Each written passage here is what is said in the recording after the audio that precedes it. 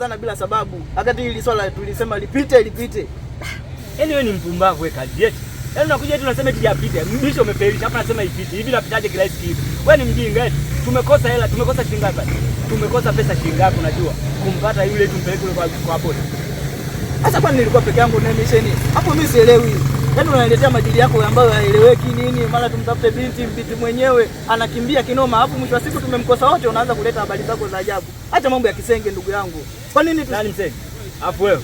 Hapo mimi sielewi. Wewe nishakwambia mimi sio kwanza umeshanipotezea muda wangu hapo.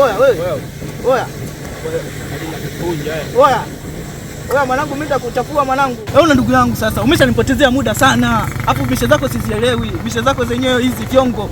Hapo mwisho wa siku tunaanza kulaumiana wenyewe kwa wenyewe, ndio nini sasa? Acha masala yako ya kipumbavu ndugu yangu. Mishe ni gani sasa hizo umetuletea? Hapo mwisho wa siku tunaanza kulaumiana sisi kwa sisi. Umeshanipotezea muda. Fala ni wewe uliofelisha mchongo. Umekaa tu na binti yule pale umeshinda. Ani mimi nachukia gani nashindoka mpaka niongeni kwa sababu gani?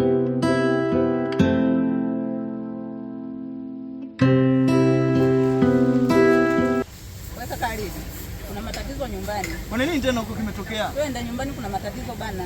Tangulia basi. Chana kwanza na rafiki yako twende. Nyanyuka bwana, kuna matatizo nyumbani.